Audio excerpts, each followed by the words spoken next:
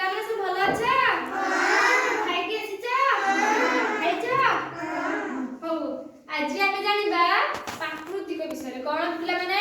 ପ୍ରାକୃତିକ ବିଷୟରେ। ପ୍ରାକୃତିକ ମାନେ କଣ କହିଲା ମାନେ ପ୍ରକୃତି। ପ୍ରକୃତିରୁ ଯୋଉଟା ଏକା ସୃଷ୍ଟି ହେଇଛି ତାକୁ ଆମେ କହିବା ପ୍ରାକୃତିକ।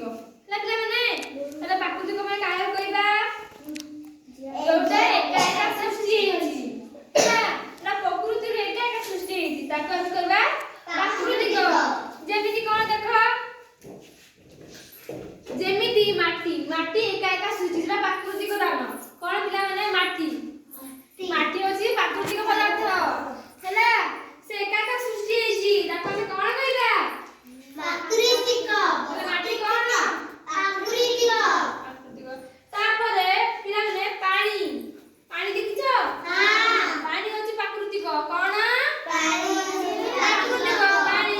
ତାପରେ ପବନ, ବର୍ଷା ହେଲେ ବାତ୍ୟାରେ ପବନ ବହେ ନା? ସେ ପବନ ହେଉଛି ପ୍ରାକୃତିକ। ବୁଝିଲ? ଗୋଟେ କୁହ ପ୍ରାକୃତିକ କଣ କଣ? ମାଟି, ପବନ। ବୁଝିଲ? ତାପରେ ଦେଖ ପିଲାମାନେ କଣ ଆଉ କଣ ଅଛି ପ୍ରାକୃତିକ? ପିଲାମାନେ ସୂର୍ଯ୍ୟ ଦେଖିଛ ତ? ସୂର୍ଯ୍ୟ ହେଉଛି ପ୍ରାକୃତିକ। ଏ ହେଉଛି ଏକା ଉଇବ ଏକା ଅସ୍ତ ହବ। ହେଲା? ତାପରେ ପିଲାମାନେ ସୂର୍ଯ୍ୟ ବି ଚନ୍ଦ୍ର ବି ପ୍ରାକୃତିକ। ହେଲା?